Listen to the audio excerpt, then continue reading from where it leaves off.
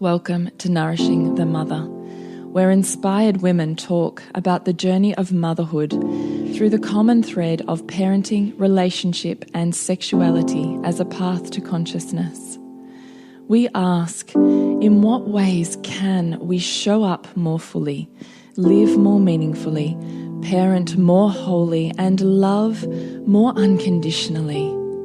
How can we mine the wisdom from the experiences of our lives and expand into those challenges?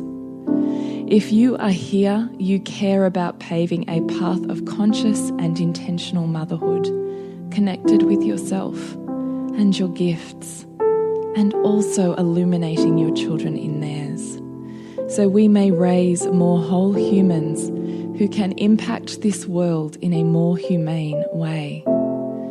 And if you feel like giving a little back to this free content, please become a patron of the show and receive extra member benefits for less than a coffee a month. Or you can leave a review on iTunes and Facebook, all of which helps the podcast keep going and reach more mamas who need this type of tonic for the soul. Head on over to patreon.com/NTM podcast to find out more. We are Julie Tenner and Bridget Wood, and we are so grateful you're here.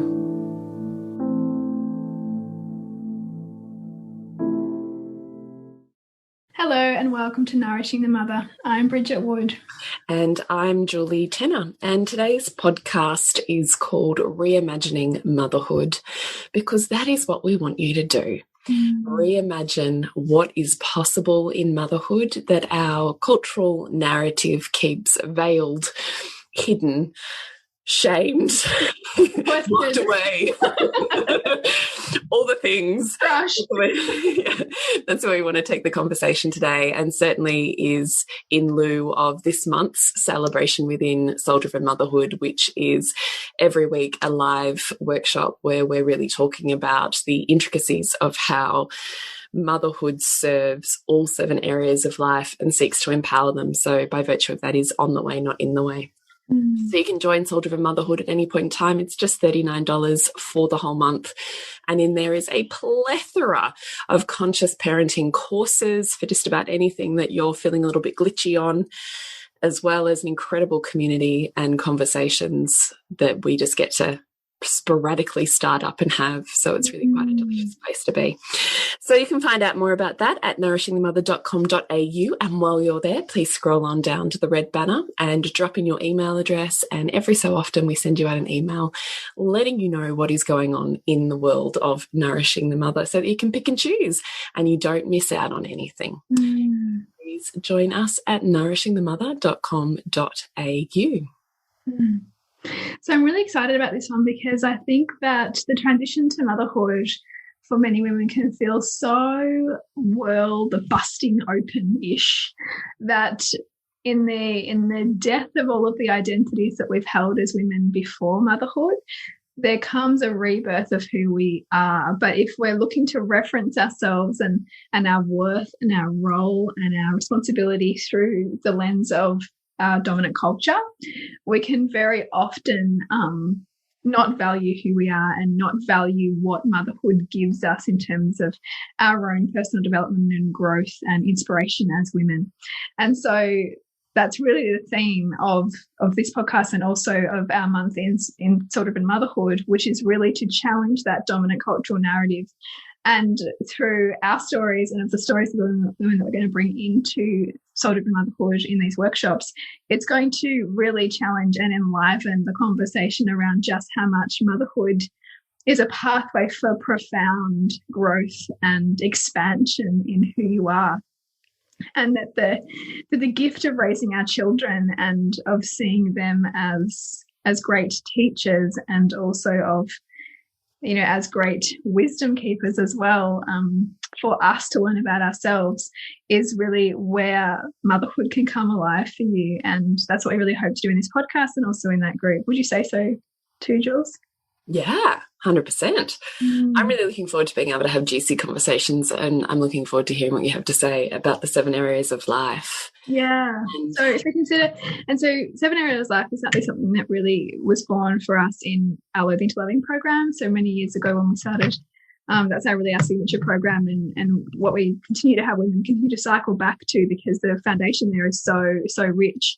And it's really the principle that for all of us as humans, we are here to learn mastery and grow our skill set and capacity in every area of life. So if we consider that we have a spiritual area of life, a mental area of life, a vocational area of life, financial, physical, health and body, family and social, and throughout our life, we are going to focus our value system in a number of those, often not all at once. However, the path is to expand in all of them. And the more that we have awareness of our innate desire and blueprint or map, really, to expand those areas, the more that we can ask ourselves creatively how, for example, motherhood helps us grow each one of those areas. And that's what we're going to step out in this podcast and riff between ourselves on what motherhood has done for those areas of life, and where perhaps we might have felt like there was a barrier, and what it looked like for us to step past it and empower it, and where we're still working, because we always will be, right? But I think it's seeing examples of what it looks like to enter it and dance with it that gives you more permission and a map to do it for yourself. So I'd love maybe just to riff that out just a little bit, if you don't mind, Bridgie, while we're here. The concept that I love that you talk about is the idea of the spinning plates. So if we consider we have the 7 areas of life that largely cover our experience as humans. So very separate to traits such as I value connection, because we will experience connection within different areas of life. So I will experience connection in relationship, and I will experience connection in my family, and I will experience connection socially, depending on which one is empowered. If you have a high financial empowerment, you will experience your own connection or connection with others in money, in finances.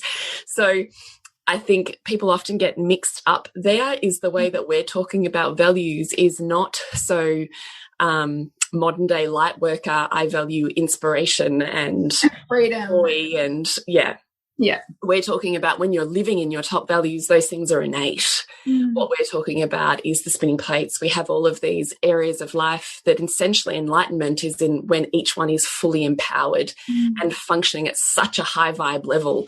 None of them feel like they're balls that are dropping or that you're having to juggle. They're just all spinning radically well. At that point, we'd be enlightened and no longer require the physical. And puff into the universe. Right? I think, because So the idea, so there's that, which I think people often get stuck on the way that we talk about values versus the way that perhaps other spiritual spaces might. And the other one I wanted to touch on was the concept of the flat plane of I value everything versus, actually there's a hierarchy of values. Can you step that out a little bit? Yeah, sure. So in reality, so we might fantasize about this idea of having everything nailed all of the time, but we all live in a spectrum of order and chaos. And we're going to have the most order, which is organization, which is, focus.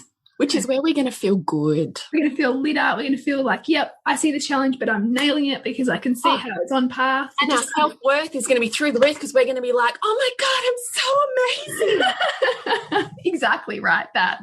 And even if you're having one of those down days where you're like, but I'm not that anywhere, you will have it somewhere, right? So if you're having one of those days, just look closely, you'll have it somewhere.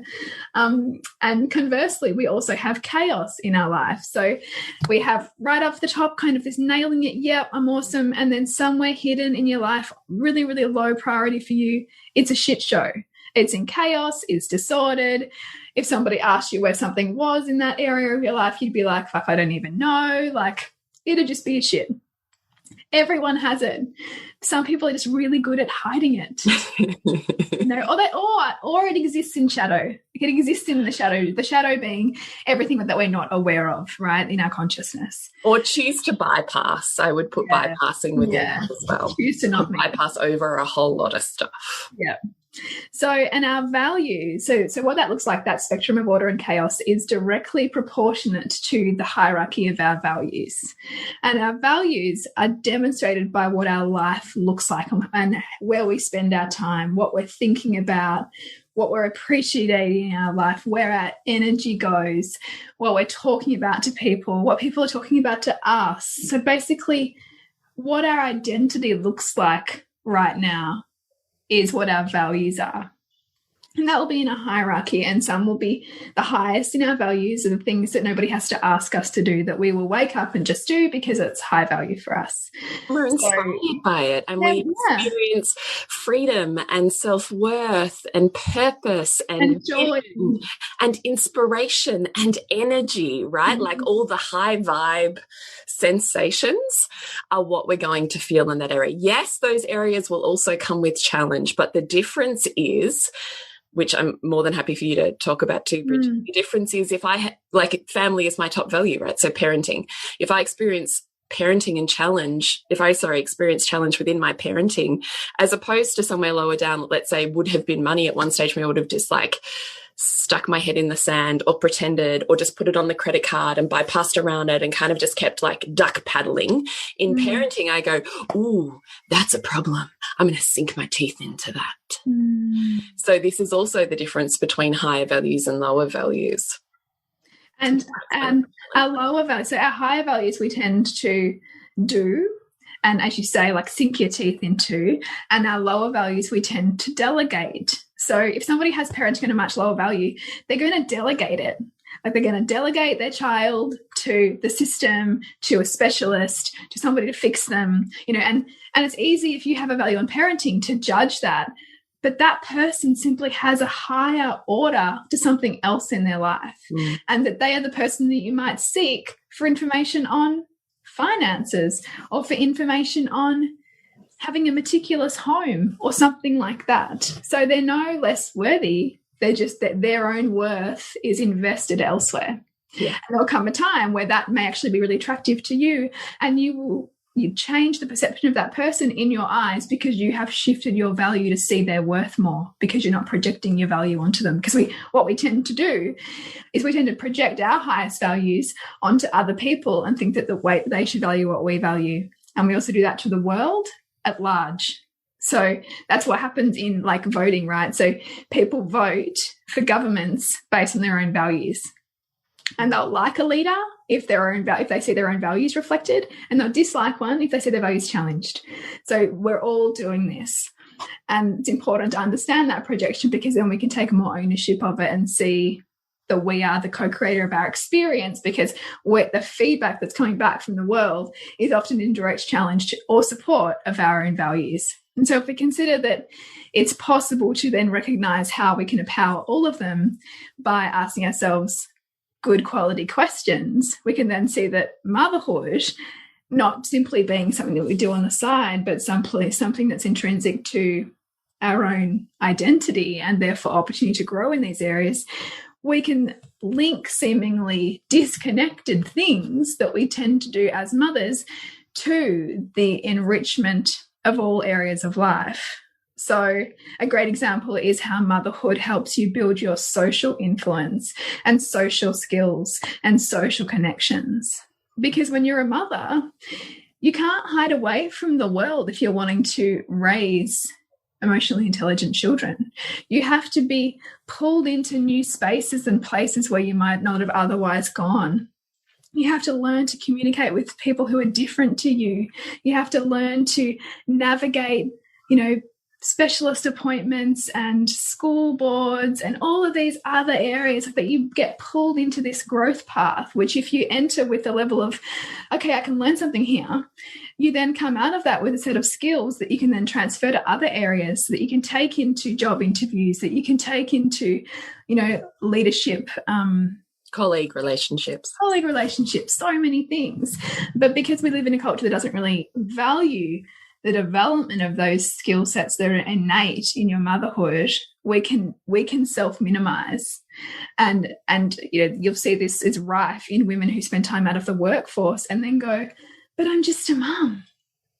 Never mind that being just a mum has been a profound, like, you know, I don't know, boot camp of expansion in all these ways. Mm. And so I've got a list of all these things, but I want Julie, feel free to jump in, because I can. Am I seemingly too quiet for you? Oh no, but I'm as I'm saying this, I can see, like, over the past 5 years or 7 years that we've known each other, 5 years of the podcast, I can see like your journey in and out of these values and your transference of a skill set that you've developed in community to then take that and move that 100%. other areas, right? Yeah, 100%. I mean, you and I talked about this, and even if we flash back, as I think I said to you, one of the most, it's so funny because I often look back on my life in terms of powerful conversations. Right. So, if you have flashbacks, I feel like the string of my life actually revolves around powerful conversations that pivoted my life dramatically. And one, I said this to you the other day, one of those such conversations that was powerful and pivotal for me was when I found out, and I was devastated, I was pregnant with my fourth. And I'd said to you, like, basically my life is over.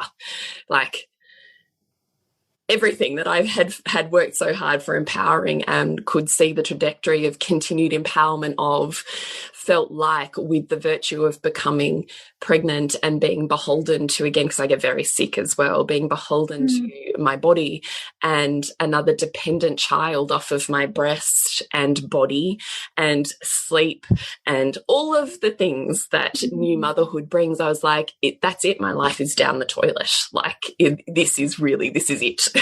I pick a baby and my life is over, or I don't pick the baby and I get to have my life. That was that's how I saw it. And I saw the flaw in my thinking, which is why I brought that up. Like, that's very shadowy, right? Like, it took enormous courage to really own the fact that I was saying that. And all of the previous labels and identities that had constructed what ultimately was the opposite. Like, they were revolutionary to the identity that I had formed up until that point in time, right? So it was massively destabilizing and massively vulnerable to say, here's really what, and it's the shadow, right? So of course we're called into equilibration. So everything that I had demonized externally and projected values onto, here I was facing them, because what you condemn, you bring, you become, right? So here I was doing all of those things in one fell swoop. But because I'd said that, I said to you, I know that I'm only seeing this world one-sided. Like, I know that here's where I'm at, but I also know that's where I'm at. And one of the most powerful things you said to me was, yeah, but I just see this as expansion. Family is your top value. When you experience expansion in your top value, what else expands by virtue of that? How does this serve your children's emotional development that you're so, like, passionate about? And how does this serve your relationship with them and with Nick? And how does this serve and change the work that you so want to do in this world? And at the time I was like, I can only very, very, very faintly pinhole, like, one see of those. That. I really, and as I said to you, and I went and had I paid for some DeMartini facilitation. Like, I knew I was really in it, and the only way to get yourself out of it when you're in that is to not stay in your own head. So I had spent a lot of conversations with you. I'd hired a facilitator to really work through that shit with. So I really invested in, I know I need to come into equilibration before any decisions can be made. And I'm so far from equilibration. I'm like on the seesaw that's way balanced on one end. So that was one of the most powerful conversations that I still revisit in my brain over and over and over again, because I cannot believe the prophecy that was in that, because it's incredibly true.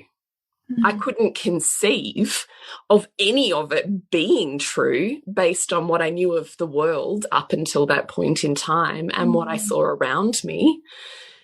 But it's 100% true. I can still remember where I was standing when we had that conversation, and I just felt a level of certainty that was unwavering. Oh, and I felt that. That's what I'm saying. It was like it was so rock solid that I was like, maybe. You know, but my point was, it sounded like pie in the sky. There's this tiny part of me that's like, anything's possible, right? Yeah.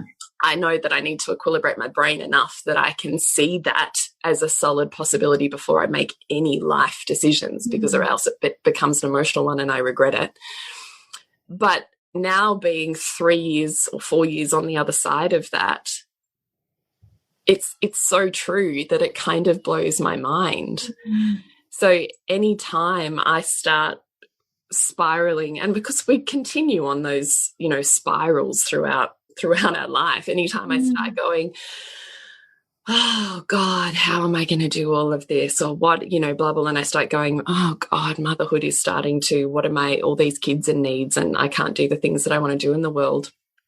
I instantaneously recall that conversation and then almost let myself feel the fast forward motion of how true that has been. Like, and so I let myself emotionally almost stack that as a forward movement of just provenness. Yeah. And I feel into the fact that having that fourth child, and I think for the first time in all of my journeys, being so consciously equilibrated in that experience. Like, there was not one part of her pregnancy and newborn / life in general that I have been highly infatuated or in high, whatever the opposite of that is. Yeah, you were pretty equilibrated. Like, and you were pretty like... I worked really hard on that, yeah. But I wonder sometimes if by virtue of that, it's part of what has busted it open so extraordinarily well, that all I can see is expansion. Like, I look at this fourth child and I think, how the fuck did I ever think we couldn't have you? Like, how could I can't, I feel like if I hadn't have learnt what I have learnt with her, no way would I be doing what I'm doing now. Like, no way, no way. And no way would my home be filled with as much joy. And my older siblings, I was pretty sure it was going to suck the life force out of them. I can still remember you feeling terribly guilty and really teary about its impact on Heath. Yeah. Because there's 11 years between Heath and Gwen. Like, it's massive. So I remember thinking, well, they're like these people in the world now, and I'm going to be back at, like, I need to be home for naps. And funnily enough, when we had Heath, we had a foster child, and it was the same age gap. He was 11. So it was the same years. And I always found that really hard, because the things that an 11-year-old boy wanted to do were the opposite to what I needed to do with a little baby. That is so interesting. I didn't know that detail. Yeah. Yeah. Well, it actually only just occurred to me then, because I was thinking in my body, what was that feeling? And it was that, because I remember being having to choose in these moments. And we ended up splitting. Like, I said to Nick, look, basically it was Nick would go and do stuff with our foster child, and I would be home with the baby, because we couldn't work out how to mesh the two in a way that felt good for everyone. So it was more of a divide and conquer. And I felt, obviously, I had stored feelings from that. And so I'm here faced with the same thing, only in my own biological family. And I'm thinking, this is never going to work well. And what it has been is like the total opposite of that. Like, I'm not even articulating because I'm just feeling it, but the amount of emotional intelligence and awareness of love and capacity and leadership and guidance and ability to play at different age levels and be responsible for kids at different levels of care, that I look at my son now and I think, oh my God, you're already a better parent than I was at 30. Like, already at 14, by virtue of having such a big age gap and being, in a way, kind of like partly a parent through this process.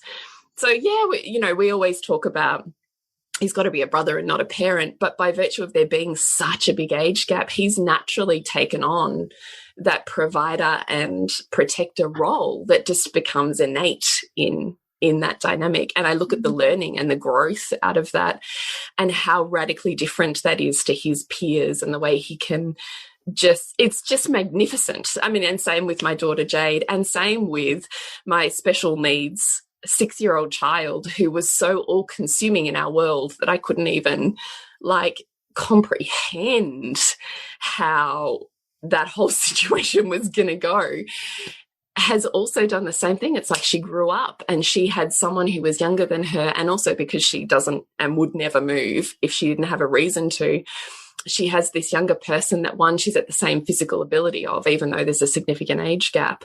So she has a playmate in all of the ways that she doesn't have a playmate out in the big wide world. And as this, you know, 2-year-old sibling overtakes her in capacity of her body, that she pushes, I see her innately try and push herself because of the challenge to want to be able to do the same things. And I just look at all of it and I go, oh, my God, this is like unbelievable. And the 2 older kids have become like besties. The 2 younger kids are like besties. So that's pretty much how our ISO has worked. Like, I've just watched my teens like become best friends, like thick as thieves, hanging out together, joking, having inside jokes, like just amazing. And a boy and a girl as well. That was always one of my biggest wounds, was that I only ever grew up with a sister. And so learning the world of boys, you know, was one of the major traumas of my life. And I watch this and I think, oh my God, that's already the panacea. Like, yeah, just already undone. Yeah. She already knows he's another human, and they've worked out, like, the whole thing just kind of blows my mind. And by virtue of all of that, I have felt such an enormous freedom in my heart and in my body that is part of what exponentially expanded, and capacity, like literal capacity, right? Like emotional capacity, nervous system capacity, physical capacity, organization capacity, just by virtue of it needing to be, goes through the roof, and it's a top value. So of course I work out how to meet it, has meant that has effortlessly streamed into my work. Often my work that wouldn't have happened without my 4th child. Because you took the structures and capacity that you'd built in the family and morphed them to apply to your work. And because you'd trained yourself so well in family to go, well, no, there just has to be a way, I'll figure it out. Right. You've then had to do that in your work. And that's also meant that there's been a more effortless pivot because of COVID as well, because you've gone, well, there's my limited thinking is simply just my limited thinking. So I have to push myself beyond that and see where it's possible. Yeah. And by virtue of the fact that I'm still a full-time stay-at-home mum with 4 kids, I could no longer separate work and family, particularly with a newborn and a special needs child, who in many ways is harder work than the newborn. So because I couldn't separate it, I stopped separating it. And the more that I bring my children into what I'm doing, the better my business gets. So, and I watch them learn, like, I just love it. Like, my kids are excited about talking about tech and what it is to be on a social media platform and what it is to be a healer, and how we construct our soul's work into something that we have an ecstatic exchange with in a financial sense with the wider world, and what that looks like to have an effortless exchange that feels really good for everyone, and how community expands, and, you know, just all of the things. They just... They have sat on, you know, business strategy calls and things with me before, and learning groups and containers, and they're really excited about it because I'm not hiding it from them. And the same thing with Nick. I stopped hiding it from him too. It stopped being, you know, the dirty little secret, until at some point it was earning enough that I could, you know, take up time and inconvenience you, would have been my mindset previously. And I was like, I fucking love this and I have to do it. And I know it makes everything, right? The more full of life force I am, the more effortless our home life is, and the more effortless our relationship is. And the whole thing just has to work totally differently. And that was the gift of not having another option by virtue of having a newborn. I love that story. And I remember that was a big edge for you too, and I dance it, was the valuing your work enough to not feel like to feel like it has to earn its space in the family. And because we have to undo a lot of the imprint, like the generational imprint, particularly that is on mothers to first and foremost mother, and that anything else is like secondary to that, when in fact when you start to see how the business serves all of it. And even this morning I had a great example of that when I was sitting down researching people to get on the podcast, and my son, my 7-year-old, was sitting there with me, and we're talking about money and wealth and what it means to find an expert who knows that information, and why it's important to plug into people who are masterful at what they do and what they can teach us. And, you know, to end up being this random conversation. Exactly. Even just that conversation, I feel like, is life-changing. Yeah. And yet if we had thought that our work had to be separate all of the time, then these would be conversations that would go on in offices or, you know, in clinic rooms away from our children's eyes and ears, and they'd potentially be worse for it because they're not getting that that leadership and that opportunity to see how to carve their own way in the world that looks maybe different to what they otherwise would see. Yeah. So, I mean, just so you know, everybody goes through spirals. I mean, Carly Marie calls it bear mode. I just think it's part of the cycling of not letting the thing that holds you back stop you. You just kind of take your wing and you just keep going. But it's important to have tangible people or memories that make you see a different reality, or at least the reality you're trying. So the evidence, I suppose. You don't always have to have evidence to know something on a deep soul level. But I think when you're having a moment of struggle, it is really helpful to plug into who is running that different narrative. And so that's the time I call on exactly that conversation that you and I had. And I remind myself of all of that and I go, yeah, so let's just keep going. And also to start with where you are, like some of our listeners might dream of perhaps building a business alongside their motherhood, but that is not where they're at right now. But know also that that the time that you're in is also a beautiful time to build foundations, right? Because the quality of our life is also based on the quality of the foundations in which we build to support us. Yeah. Those foundations look like the quality of your relationships. It looks like how you can set up your home and your rhythms to support you. It looks like how you can help your children to support themselves so that they gain, you know, slowly the independence that they need to move in the world. And those are small things that aren't always seen and heard and witnessed and celebrated by the outside world, and the things you may not see for 5, 10, 15, 20 years, but they are these slow and steady, you know, one foot in front of the other points in which you build mastery and you build deep connection and you build independence and resilience and love and connection. Like, you know, even this time in COVID, in our what appears to be a never-ending lockdown here in Melbourne, it has been a really great time. I've been journeying the dark mother a lot, probably more than I have ever journeyed it in my life. And so it's been a really profound time of sitting in that and not trying to escape out of it, but understand it more deeply and to unravel it and tease it open and ask her what she needs and recognize, you know, what is generational imprint that's coming up now for me to unpack, and then ask myself, what do I need in my home and my relationship to support my expansion into that depth and into that descent, not who needs to do things for me so I can escape this feeling.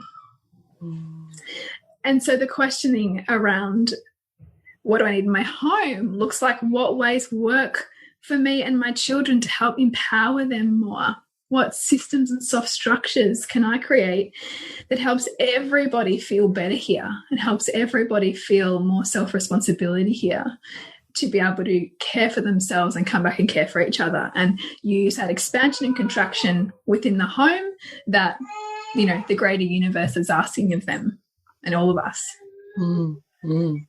Can you run through, before we wrap up, can you run through some points that you had on the different areas of life? Did you say you'd written down some points? Yeah. So for spiritual, I really talked about motherhood as, you know, we really see our reflected self through our children, and that we get called to meet the parts of ourselves that we haven't yet moved through or heard properly. And so in fact, motherhood is the temple.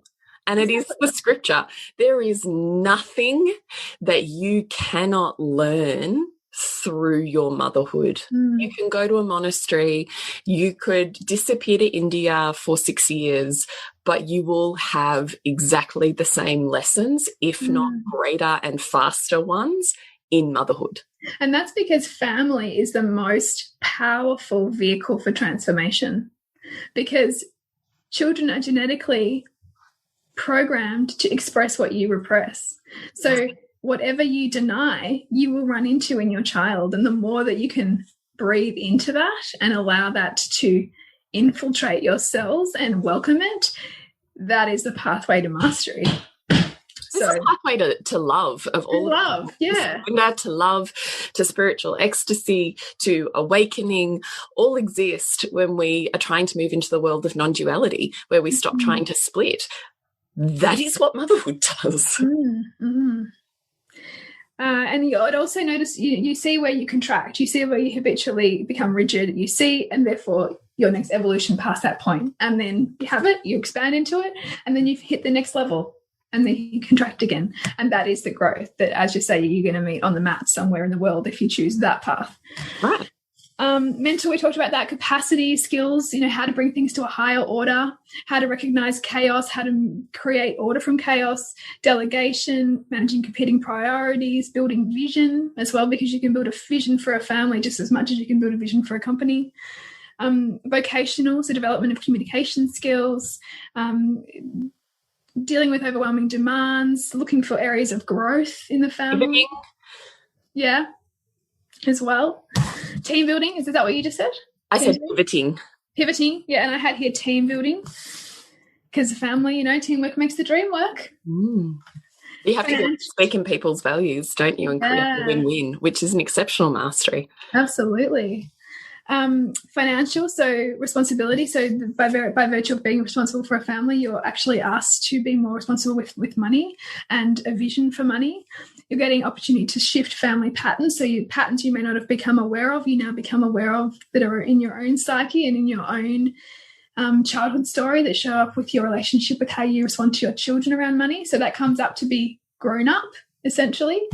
You get a bigger why. And so when you get a bigger why, your hows, the opportunity of a how begins to take care of themselves, because you've now got a why that's bigger than you. So you're then asked to create greater financial mastery. Physical, so you've got role modeling. So if you're wanting your child to love their body, to move their body, to nourish their body, then you are being given the gift of the beacon for that, the blueprint for that, the model for that. So how can you use your motherhood to be that? It's not about asking your child to do anything you wouldn't do for yourself. So motherhood asks you to step into that more. That's an area that I've definitely got to grow more into in movement, for example, and I know that. You even think that in terms of a healthy lifestyle, like I don't stop moving all day. Yeah. Well, yeah, and exactly right. The incidental exercise in motherhood, right? Like it's constant. Whereas I look at my husband who's sitting at a desk on a computer all day, and I'm like, I don't stop moving. Like even just that. And there's a constant contact with the physical body. And it's probably more even paramount if you're pregnant or you're breastfeeding, or even when there's pains and hurts, the awareness that we have and the connection that offers us. Like I still think it's such a gift to the body. And I love what you're saying, which is to be able to repattern all of our past woundings in order to create a different future for our children, then we're asked to heal and build connection and go backwards to like into our body so that there's a pathway of freedom forwards for our children. Like that's empowerment of physical health. Not to mention the fact that now we want to make sure that we've kept our children healthy and they've, you know, got all of their supplements and their vitamins and their cold and flu whatnots, and they're, you know, and we just become more health conscious by virtue of trying to keep our children healthy. Yeah. So there's such a building of physical awareness, connection, and health, well-being by virtue of that.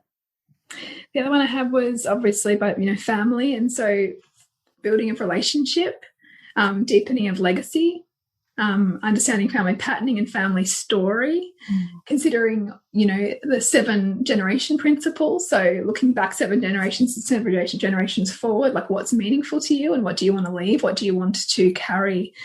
You know, what do you want to change at a cellular level in terms of your own relationship to your children, to yourself, to the world, that you would love to pass on generations forward?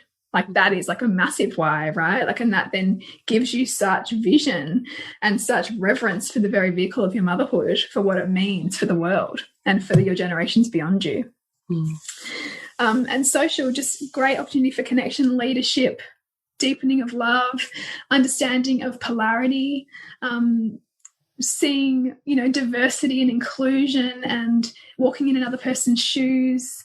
You know, so much opportunity that motherhood offers you, and even the friends that your kids come home with, and how that asks you to have to expand to, you know, meet your own edges and, you know, see, you know, what comes up for you in that with your own story. Like it's enormous. Like we could go on and on and on.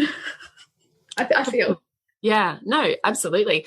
Which is why we really want to make sure that we're both role modeling this as well, because we want there to be a voice in the world. We do see that there's a significant lack in mothers that have motherhood as a top priority and also are able to be and have the things that they want for an empowered and lit up life out in the world, as opposed to one coming at the expense of the other. Or in order to have a career, I have to have my kids in care, or whatever version of that is that we see. Or, you know, I'm a multimillionaire, but I have completely dysfunctional relationships. So we're really making sure that what we're doing here is in integrity and in alignment with our top values, because we know what makes a meaningful life for us. We're so clear on that. So we don't ever look at sacrificing or sabotaging our alignment, because we know that has long-term ramifications, health ones included, right? Yeah, because your body will be feedback for that too. Yeah, exactly. So which is why we wanted to do Reimagining Motherhood in Soul Driven Motherhood this month, because we want there to be a conversation and a narrative that says, look at the gold mine that is in motherhood here, that you have daily access to if you so find it inspiring and opening.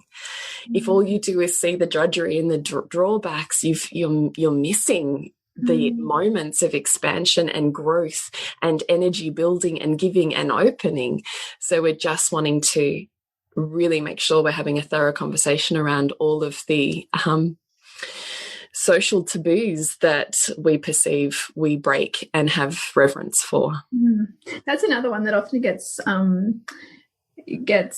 seen as motherhood as the burden, and that I'm always giving, and that my children don't appreciate me. But that what that's doing, like that's still a perception, because it's missing the fact that in every moment there is an exchange, there is a fair equal exchange of giving and receiving. And so you've done a little bit of work around this. I've done a lot of work around this. So do you want to share a little snippet, because I know we will talk more about that in Soul Driven Motherhood, but do you want to share a little bit of a real life story of how you've been collapsing that one?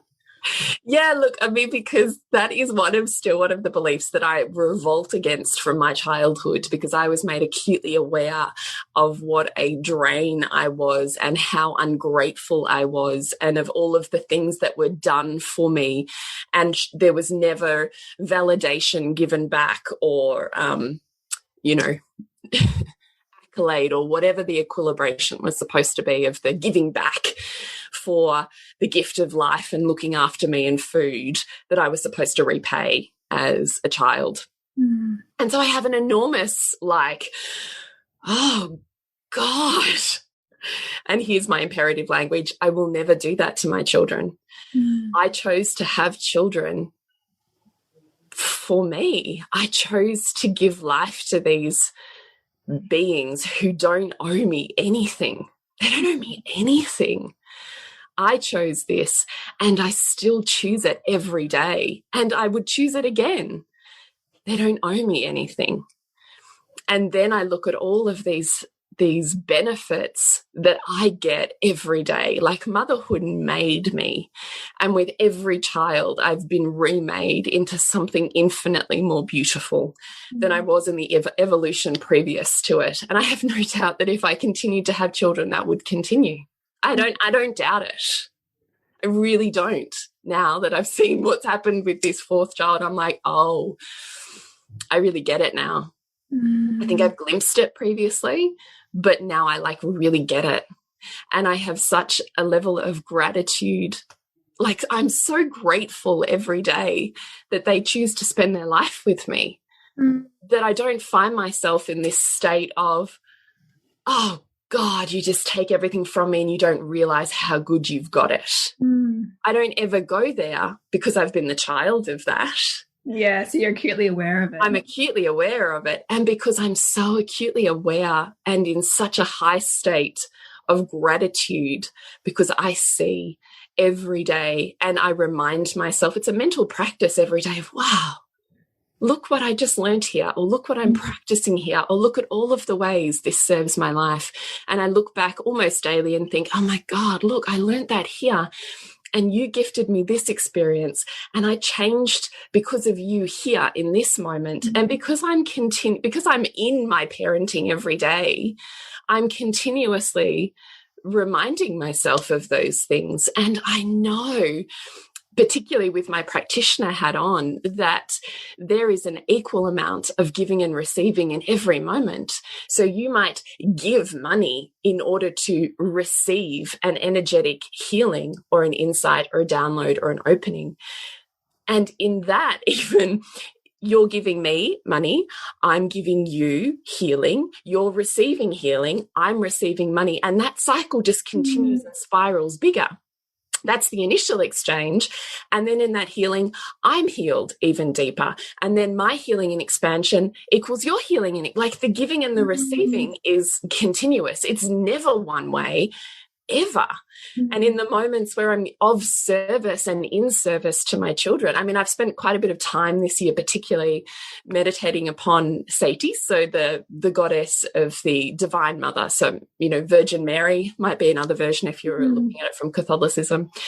But as opposed to a right and a wrong and a black and a white, I'm sitting on it in terms of the feminine capacity to be of service, that is the spiritual nourishment and honoring, is I can be of service and I can love and I can sacrifice. I can learn everything about life through this service. And in the giving of that service, I receive everything I need to know about life.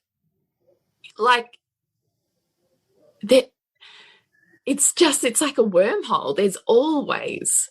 And I always think I end up, even as the giver, I end up receiving more. If I've got to the point where I'm like, I'm doing everything and you're doing nothing, I have fucking missed the mark days ago, because I have overridden my boundaries. I've pushed instead of rested and laid back and received, because the feminine is giving and receiving, right? Like, we're never in one form. That is why all of the goddesses will have an arm that gives and an arm that receives. It's the ham's a hand, right? Like, you've got to receive inwards, which is probably the deepest feminine form of nourishment, in order to be able to give outwards with our masculine polarity. If you've got one the wrong way, then that's just an energetic imbalance, and you can work on that. If you're not fully receiving, then it gets to the point where it's pretty hard to keep just giving if you're not allowing yourself to receive. It's not because the giving doesn't exist there in an equal measure. It's because you don't let it in. Yeah. Or you've blocked your capacity to see it. Yeah. I often think about that, like, you know, culturally we tend to have this thing of, oh God, like, you know, even today, like, oh, thank God the kids go back to school. But I think, but like, have you not just missed all that you've received this whole time that they've been home with you, like in your giving to them? You know, like we think about like, oh gosh, you know, I've got to be with my kids all day or whatever the dominant thing is when you're tired or strung out. But like, what about like what you get to receive in terms of like, wow, my child has chosen to spend their time with me. So that's really how I feel. So who do I want to be if that's the case? Like if I get to be in their vicinity, how do I want to show up to that person? Like, how do I want to be in relationship with that person who's choosing to be in relationship with me? Like, I feel like it changes the narrative completely, because it says that, you know, you're not just like lugged with children.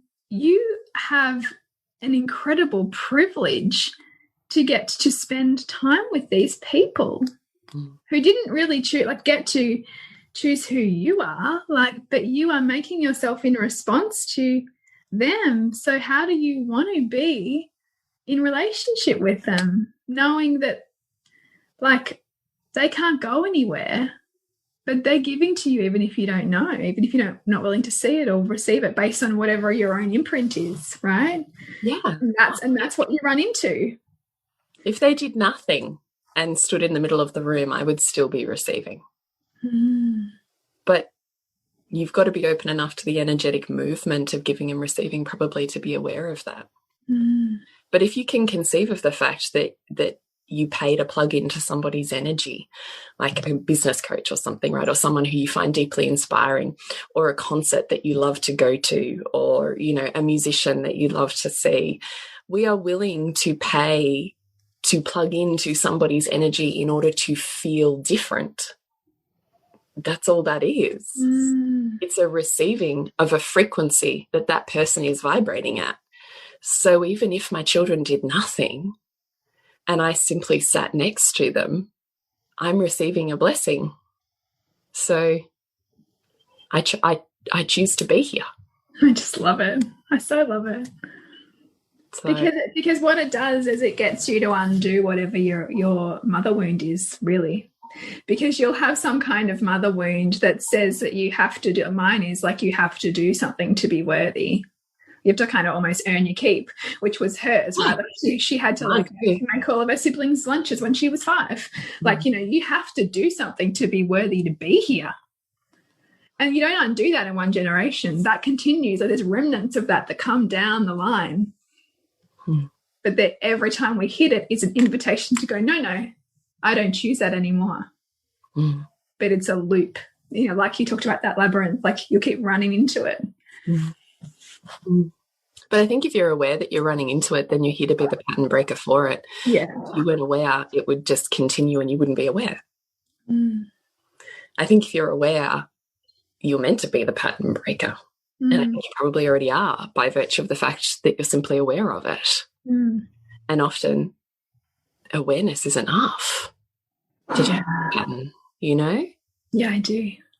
So I choose to be here, I think is my mantra. I love it. Even on the shittest days, I'd still choose this over and over. I'd still choose it. Me too. So we'd love you to come and join us in Soul Driven Motherhood this month or more. We're not sure how long these workshop series is going to go on for because we feel like it's really meaty. Yeah. So please come and join us. You can find out more at Nourishing the Mother on Facebook and Instagram, nourishingthemother.com.au. And to connect with you, Bridgie?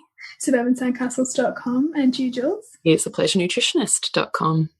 Remember to nourish the woman to rock the family. And we'll see you next week when we continue to peel back the layers on your mothering journey. And if you want to support Nourishing the Mother and all the late nights, the early mornings, the blood, sweat and tears we pour into our art, then please go to patreon.com/NTM podcast and become our patron. As a patron, you're helping all of the cost of operating this podcast, the hosting, the editing, the transcription, helping all of that be completely covered, and joining a community who are all about honouring our journeys and continuing to open. The more support we have, the longer we can last. So become a patron. We'd love to have you. go to patreon.com/NTM podcast. We literally couldn't do this without you. Thank you so much for listening, and please share this podcast with anyone you think it would be medicine for.